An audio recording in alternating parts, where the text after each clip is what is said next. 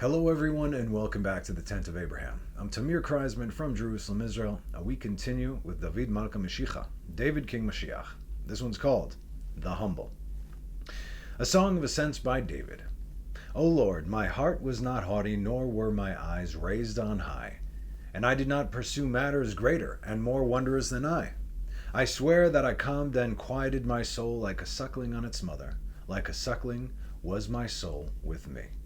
Israel, hope to the Lord from now to eternity. Psalms 131. So, as I've said here many times, and we've discussed this before, this 3-verse psalm is absolutely one of my favorites, right? It's short, it's to the point, it's simple to understand, and the words penetrate the heart. We're going to explain just how deep this thing goes, and yet still on a very superficial level.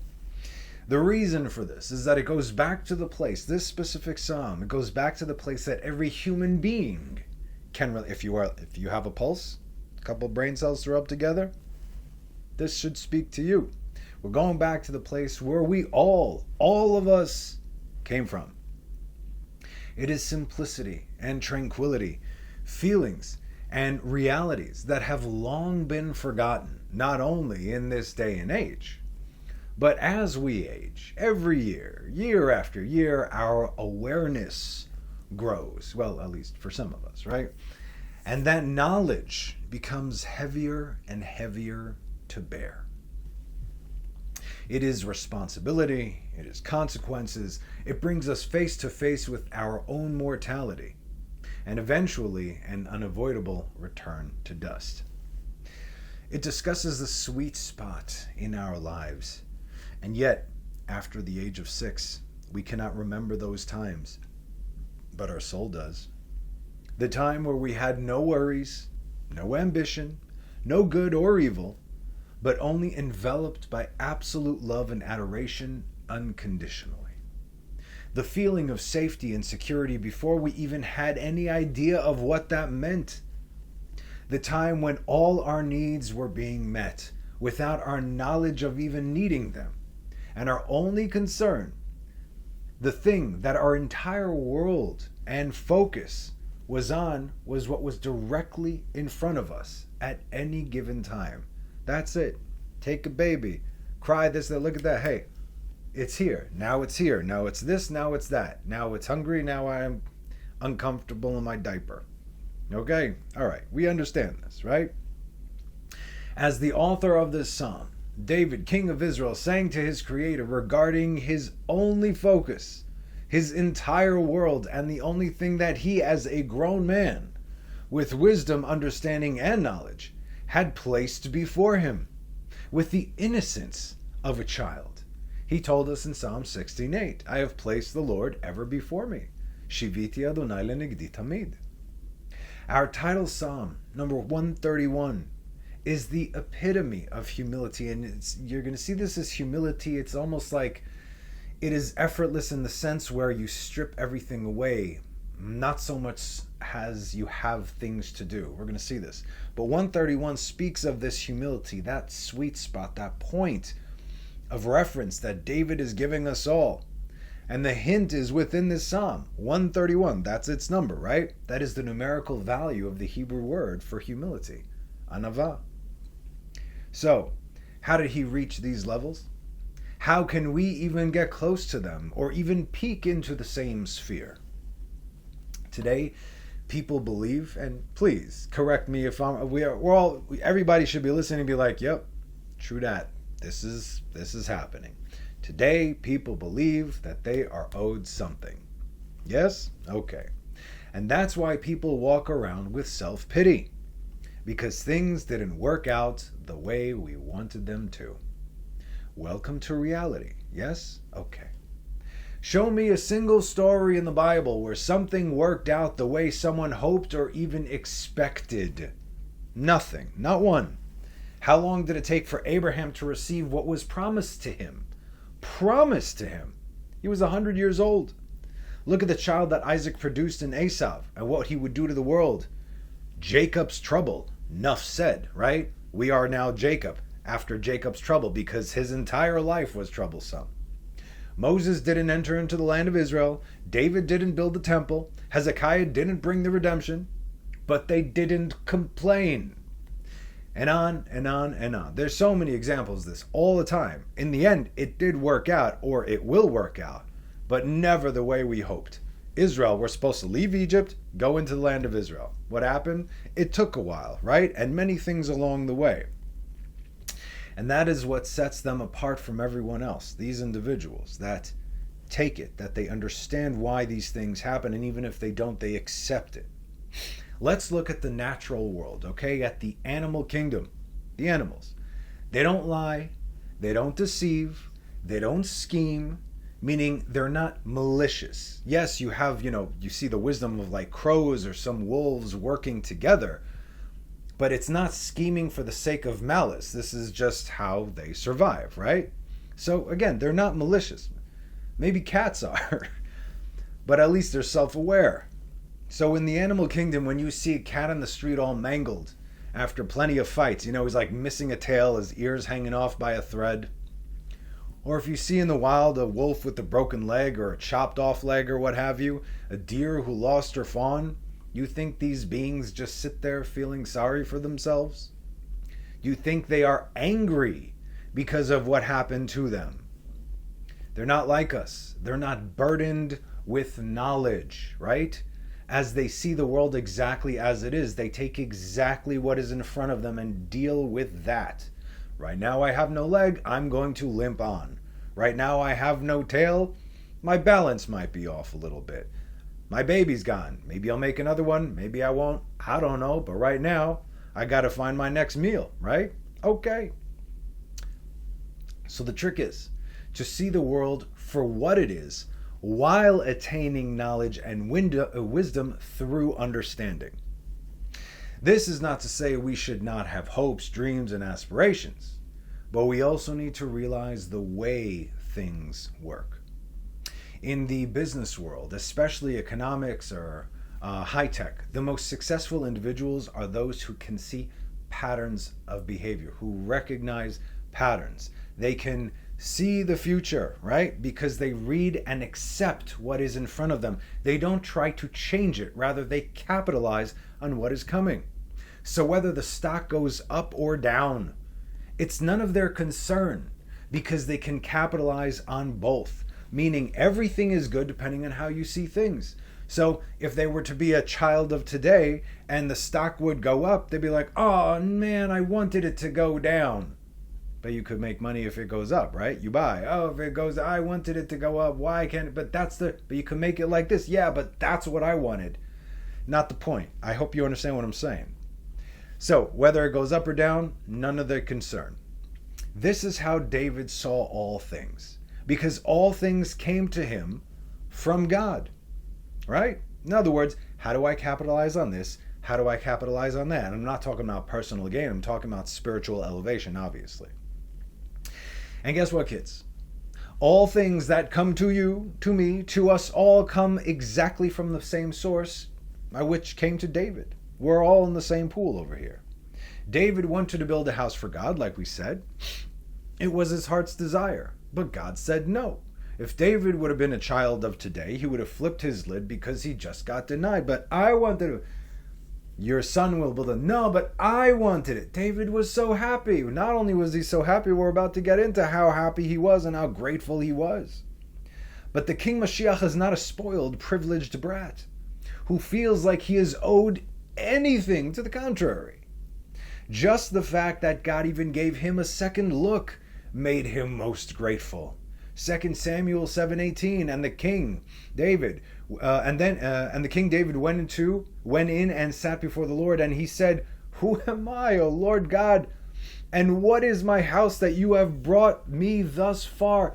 You're considering me and my house. What? As though this was yet too small a thing in your eyes, O Lord, but you also spoke of your servant's house from afar. Now, is this the manner of a man, O Lord? O Lord God? But of course, David doesn't stop there, right? He's the king of Israel, and everything he does is for the sake of unifying his people with God, because they are God's people. This is, again, you're going to look at all the leaders of Israel, the significant leaders of Israel from the time that Israel was a nation, starting with Moses, yes? These individuals gave their lives for Israel's sake. Why? For God's sake. You see, there is nothing that God loves more than his children Israel. And that's it. And so that's why even if God says, I'm going to destroy them, it's not that God was actually going to destroy them, but rather, I need you to now step up and breach that gap over there. And that's exactly what they did. I need you to protect my kids from me. That wasn't going to happen, but that was that job at that time. Yes? Okay, so Moses did it, David did it, Hezekiah did it, everybody, all the greats did it. So David realizes that God charged him with his prized possession, his children Israel. And so he says in verse 23, and who is like your people, like Israel, one nation in the world, just one, whom God went to redeem for himself. We belong to God and only God, as a people, and to make him a name. Also to accomplish for you the greatness and fearful things of your hand, for your land, in driving out from before your people, whom you did redeem for yourself out of Egypt, the nations and their gods. You see this? This is for God's sake. God redeemed Israel for his own sake, to make a name for himself throughout the world through Israel. Period. Why did he have the right to say this? How could David say, hey, how could he say this? Because he began with humbling himself, saying, who am I and what is my house? Really meaning it, not just saying words, yes? In this life, and according to the rules of this world, we all have a certain capacity, meaning we are vessels, right? And there is just so much that we can contain. If you try and do this on your own, you will see that your capacity is very much finite. But the less there is of you in there, meaning your ego, which is not you, it's rather the klipa around you that is stopping the flow directly from God into you, that's infinite, yes? But there's still like a shell around you. The less room you will have for what actually matters. The more you feed this, the less you will be able to receive from that. But the more you cleanse yourself, spiritually, emotionally, mentally, physically, everything, the less space the klipot and the mundane has within you. And when there is, we'll say, none of you, meaning none of anything that is not true, despite God granting you, meaning in this case, granting David, the greatest space in the world, King Mashiach, from the tribe of Judah, you then have a lot of empty space to allow yourself to be filled with the holiness that God bestows upon you, thereby giving you complete justification to make these kinds of declarations to God, just as David did. Another example of this can be found in Psalms 119, 140 to 144. Look at this. Your word is very pure, and your servant loves it. This is yearning for what's important. In other words, he's reading the Torah. Oh, I love reading the Torah. I love reading the Torah. I love Torah. I love Torah. This is what I want. So he's yearning for what's important because he knows. I am young and despised. I have forgotten but I have not forgotten your precepts. This is where he humbles himself. I am young and who am I? Mani. Young and despised. So he humbles himself. Then your righteousness is perpetual righteousness, and your Torah is true. This is the level of ascent right now. Distress and anguish have overtaken me. Your commandments are my occupation. Going back to the actual ma'aseh. How do we... Yes, it's wonderful Torah, but now I need to live it, right? That is submission to God's rule. Then in 144, the righteousness of your testimonies is eternal. Enable me to understand, and I shall live. Havineni ve'echia. In other words, understanding, like we said, you can acquire knowledge, right? How do you acquire knowledge? It's through wisdom. Oh, don't matter who you are. Yeah, okay. Anybody could pick up the Torah. Oh, this book is very ancient. It says wise things in there. Maybe I'll read it. You seek after wisdom, right? Once you read it, then you have knowledge. Oh, the book says this, and it says this, and this is this. And yes, you could quote all the Bible verses you want. No problem. That's knowledge, because you know these verses. Doesn't mean you have understanding. Like we said, understanding comes from God. End of story. Havineni ve'echye. Enable me to understand, and I shall live. This way I'll be able to put them all together. And then this is the request. This is what he is asking. So we know it's very important to know exactly what to ask, always. In other words, David knows what to yearn for because he is a Jew after all. And so he humbles himself because he knows who is above him and in front of him at all times. Shiviti Hashem l'negdi tamid, right? Know what is above you. As a result, he is lifted up by God, where the knowledge he receives makes him submit completely. Wow! And then, and only then, does he know exactly what to ask for. The righteousness of your testimonies is eternal. Enable me to understand, and I shall live. Because if you don't enable me to understand, I shall not live. You see, it's the Torah is black and white. There's no nuance when it comes to this. That's the Sitra Achar, the gray area that has nothing to do with the Torah. Things are very, very clear. If we look into David's behavior, you will also find that his motivation is to serve God in the best and purest way possible, making him extremely humble by default. Now, check this out. When the Ark of the Covenant was sent back from the Philistines after it had been captured, and finally made its way up to Jerusalem, there was tremendous celebrations, and no one celebrated the ark's return more than David, as said in 2 Samuel chapter 6. And David danced with all his might before the Lord. V'David mechalker. The word mechalker is not lirkod. Lirkod is to dance, roked, right? Like ilkedu che'elim, they will dance like rams. Mechalker, this is it's more like the sounds that a rooster makes, or that chickens make. Cool, cool, or kukuriku, cool, cool, cool. Mechalker is kind of jumping around like a chicken. Okay? That's the Hebrew that's used over here. And David was girded with a linen ephod. David chagur ephod bad. So ephod, we're going to know where we see ephod. And David and all the house of Israel brought up the ark of the Lord with shouting and with the sound of the shofar. Also very important.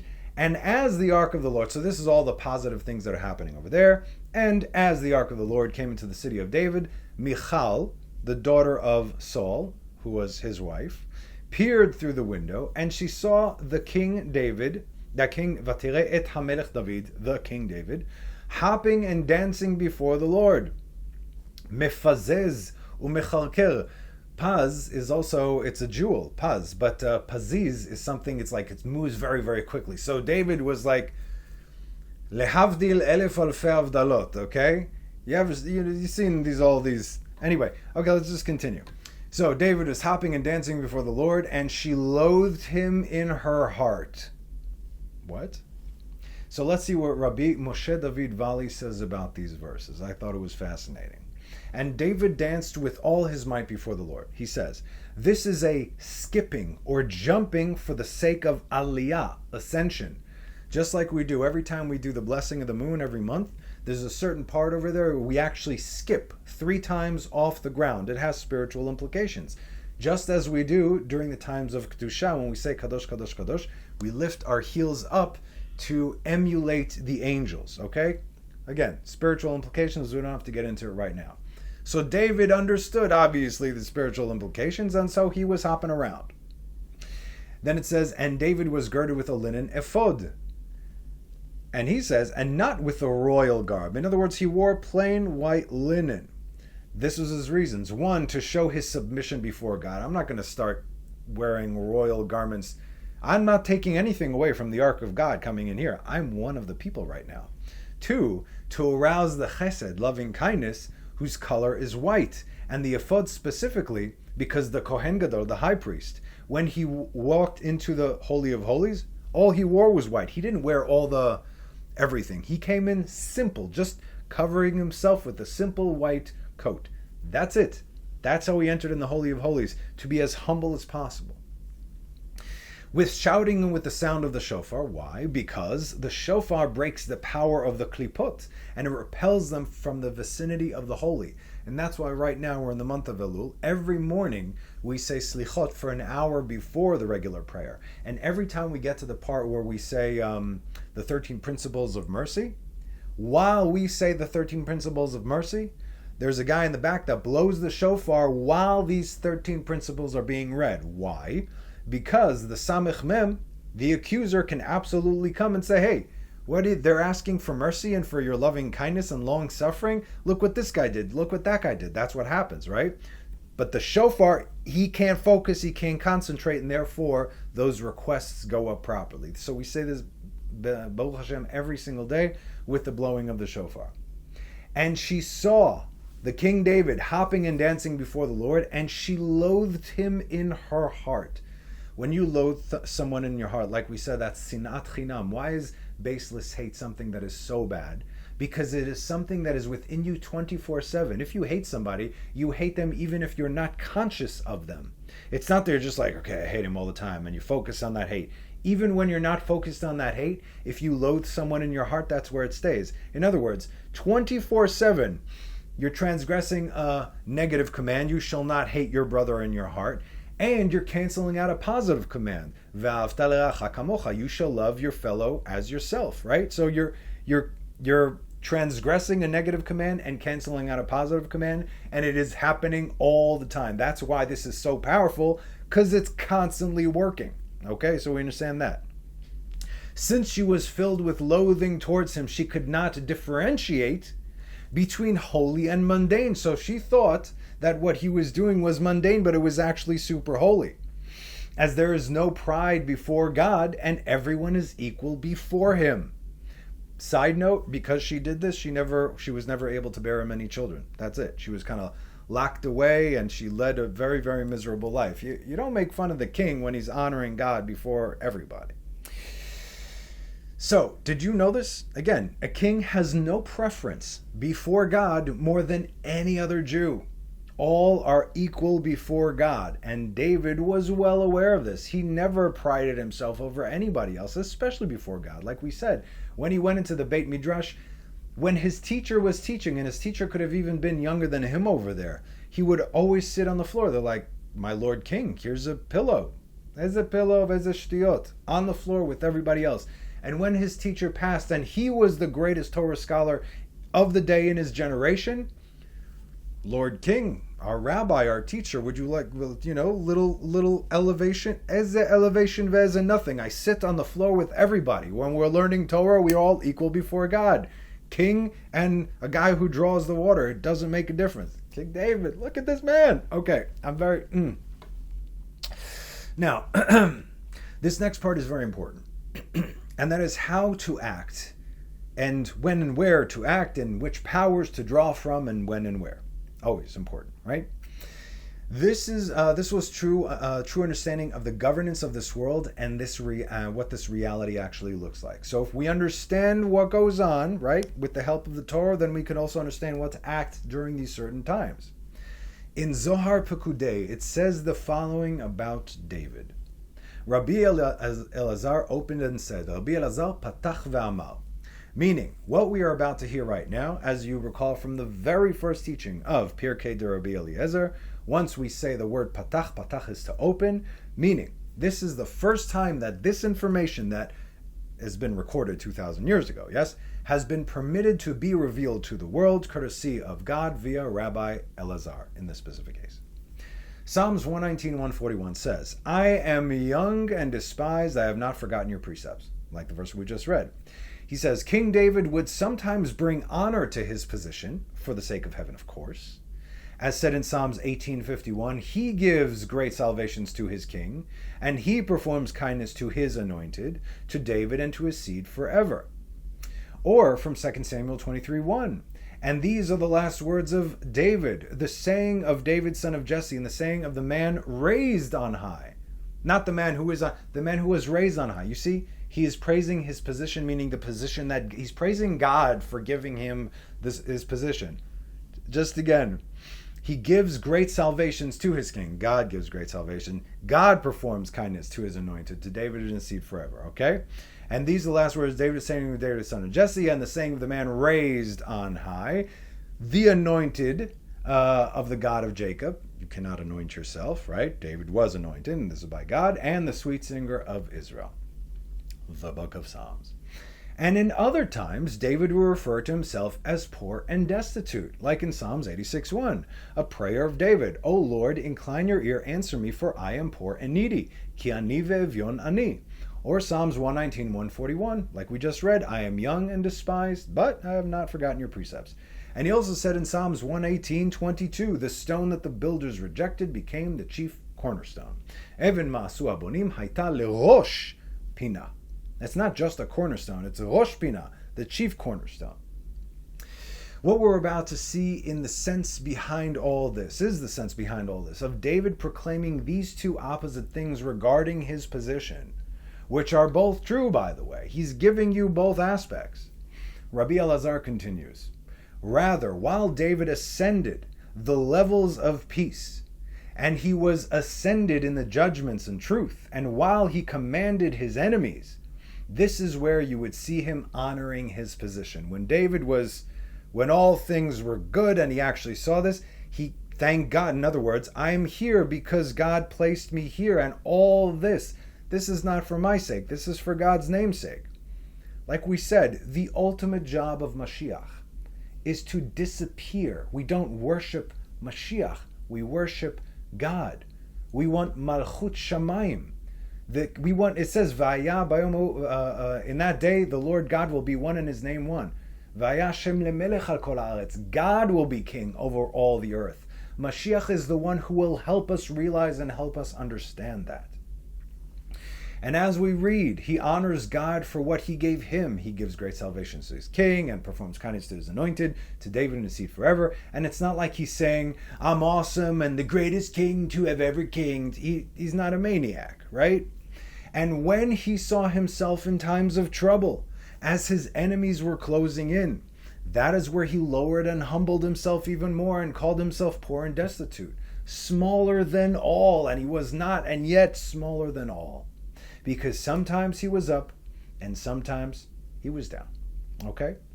So you see, life does not discount King David, because just like the rest of us, we have our ups and downs to whatever degree we can handle it, to whatever degree we are supposed to handle it. And with all this, he ruled over them, and they could not overtake him, as King David would always humble himself before the Holy One, blessed be he.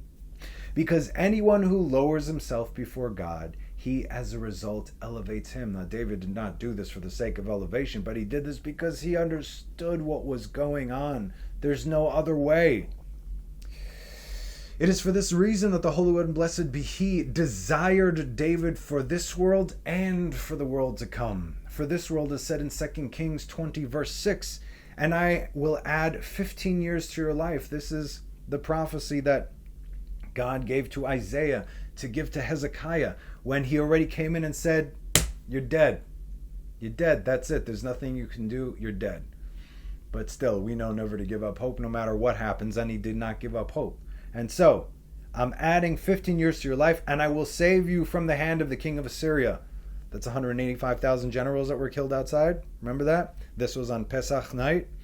I will save you and this city, and I will protect this city for my sake, number one, and for the sake of my servant David. That's it. That's why I'm doing this, for my sake and the sake of my servant David, because he's my guy. And this is what's up. You're his seed. Love Jerusalem. Everything's great. This is what's happening right now. So in other words, for this world, and for the world to come, as said in Hosea 3:5, afterwards shall the children of Israel return and seek the Lord their God and David their king. One God, David's the king. And they shall come trembling to the Lord and to his goodness at the end of days. They will not come trembling to David. They will come trembling to God. David is the one that will help them realize this. Like we said, Mashiach, roadmap or pointing sign to God that way. That way. Not this way. That way. Not to me, to God. That is the job. Okay.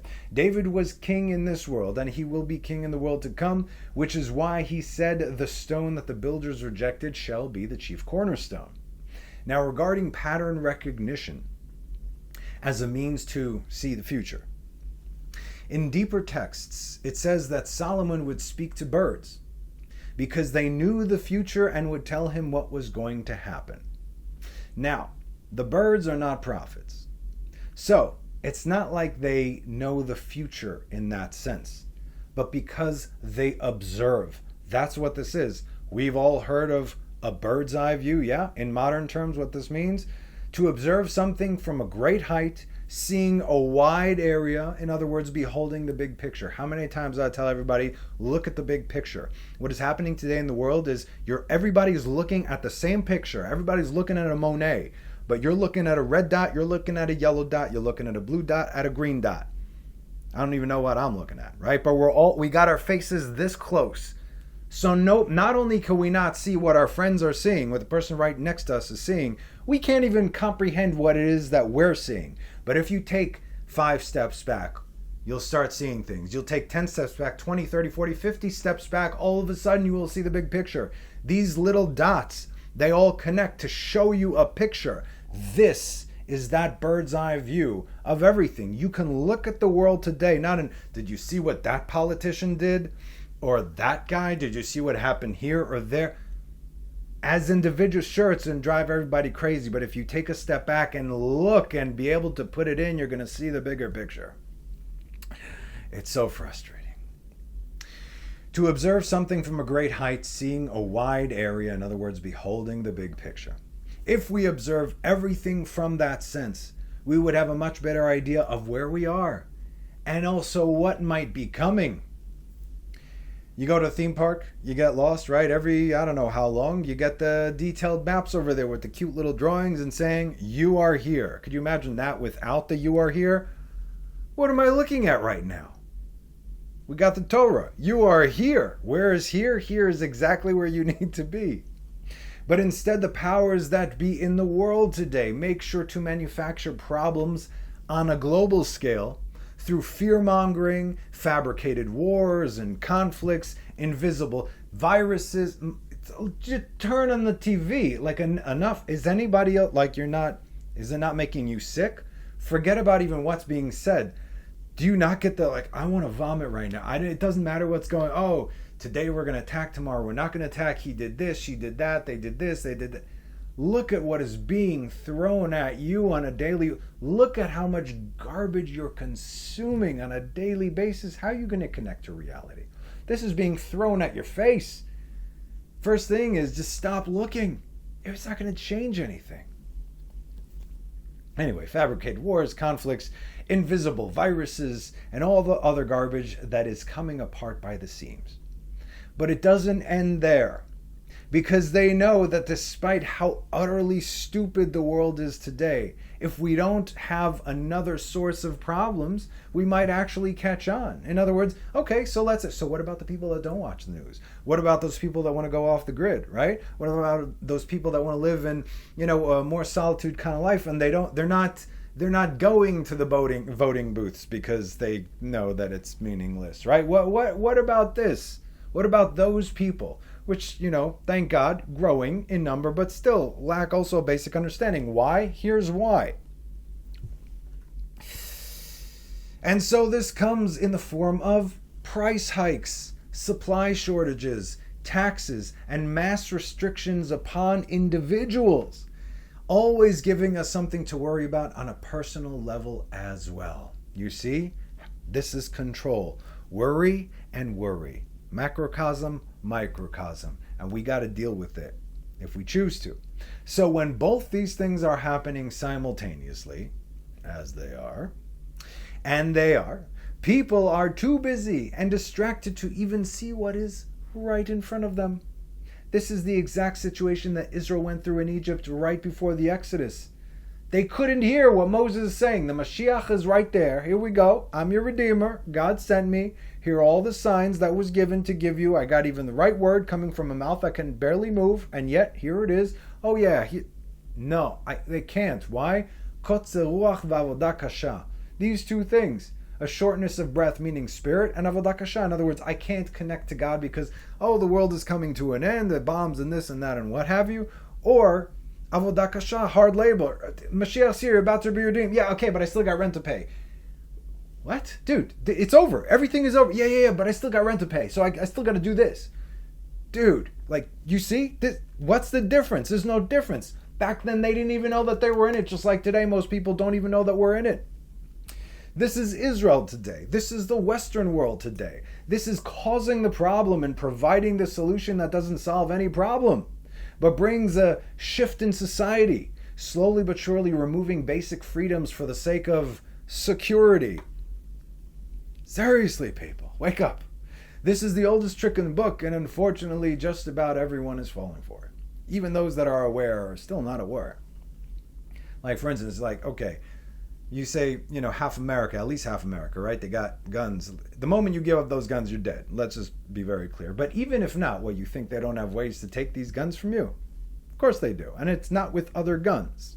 We all know what they have, okay? It's very simple. They use it on a daily basis. People don't even notice it. They don't need to disarm you to make sure that you cannot even use those guns. So those false sense of security, the moment the button is hit, it's all over. So, like we said, this whole fear thing, just if you buy into it, you are placing yourself there. If you're not buying into it, or if you're looking at the greater picture understanding, this is actually supposed to happen. All these things are supposed to happen. We have to go through this in order to get to the other side. What are you going to do to stop it? You're going to what? You're going to fight against God? It's God's plan. These clowns might be executing it, but that's who God chose to execute his plans. You're not going to fight them. You're fighting God. But David, king of Israel, who had a bird's eye view of creation, seeing patterns, understanding the order of things according to God, conducting himself accordingly, guess what? So can we. The Zohar continues, "Come and see, when the sun does not illuminate the moon, the light of the moon cannot be seen. And that is when the moon is poor and destitute, as she has no light of her own." The moon is also Malchut, kingship. This is the attribute of King David. This is also the sign of Israel. We go according to the moon. So you see where I'm going with this? "And when the sun returns to shine, illuminating the moon, she adorns herself as a female does before the male, and then she rules the world." And so David would adorn himself with the same sense. Once God's favor shines upon him, he rules the world. When it's not that time. And what does he do? He doesn't fight his current situation. He accepts it. Thank you.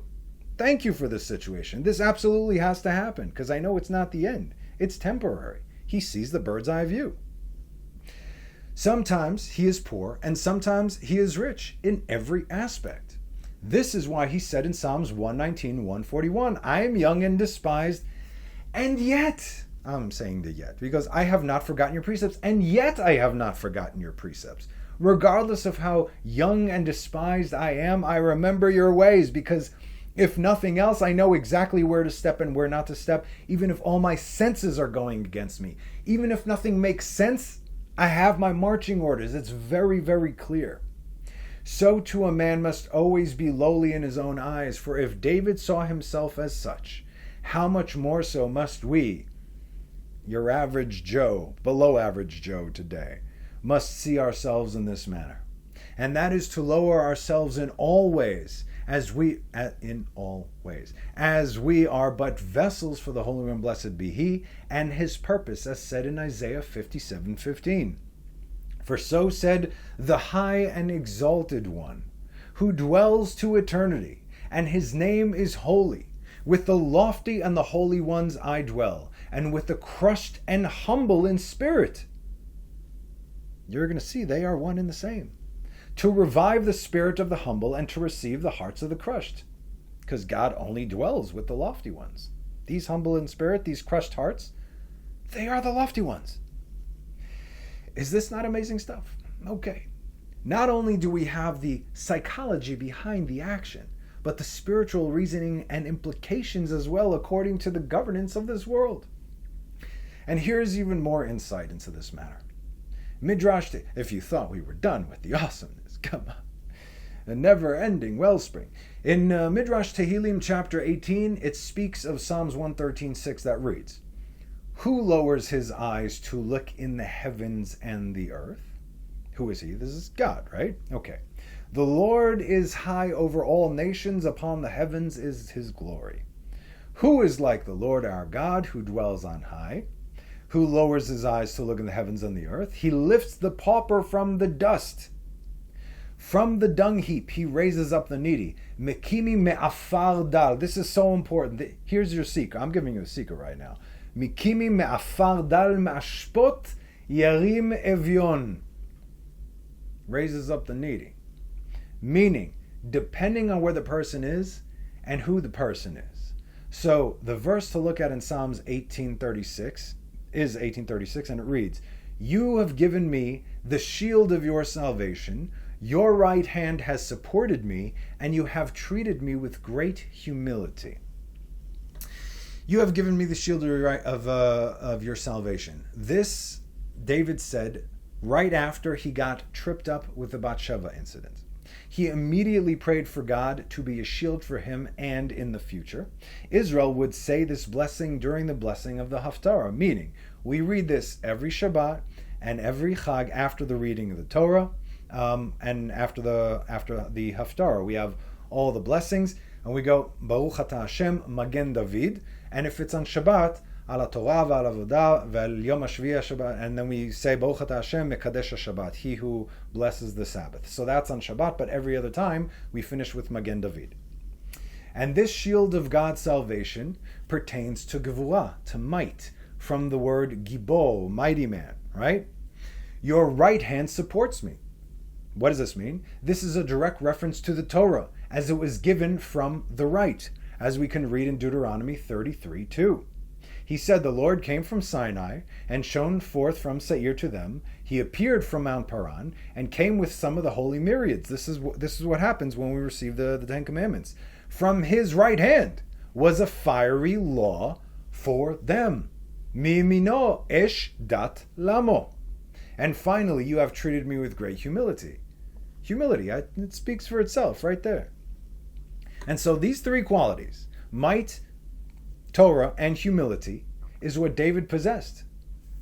Sometimes a little more of this, sometimes less of that, right? Always fully, but also in the right. It's like, chemistry over there. Or is it physics? Chemistry? Chemistry. I failed chemistry.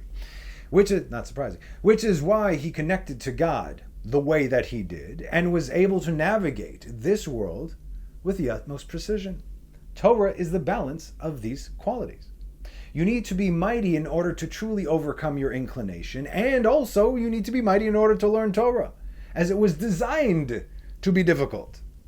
This is more than just reading a book. It's like, oh yeah, I know what happened. You don't know nothing, man. This is about comprehending the fabric of the universe. Who could say that by reading the Torah?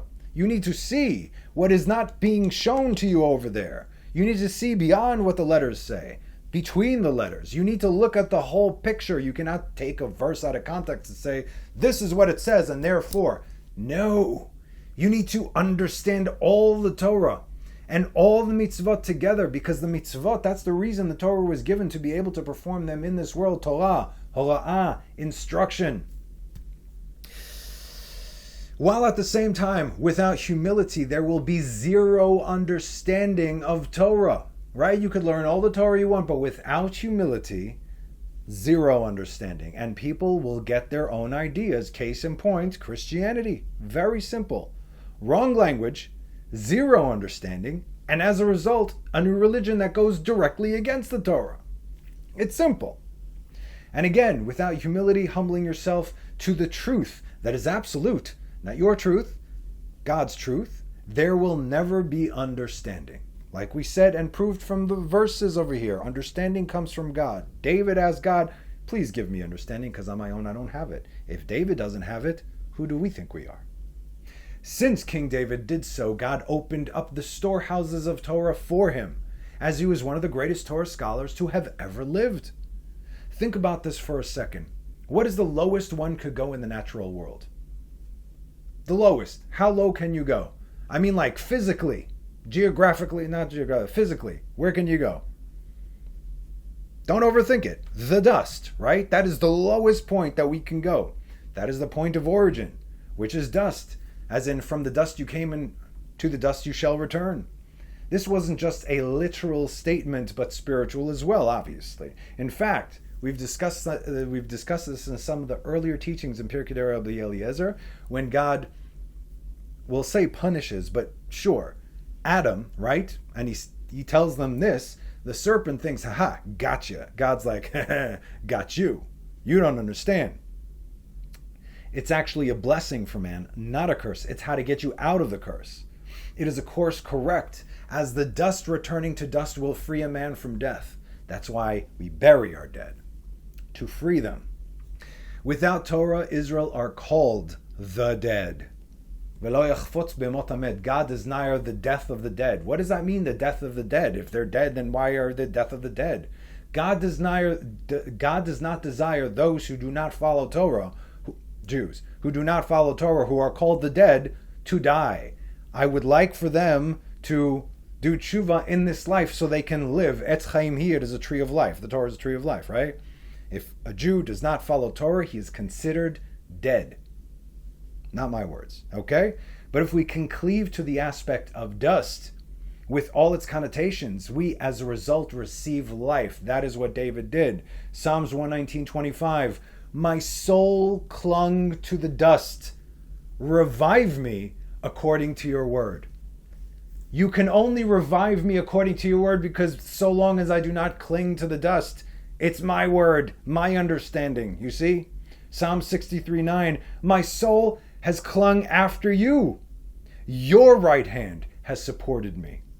According to Rabbi Yaakov Abuchatzera, regarding these verses, he says that David was able to achieve the very last aspect of humility until the very end.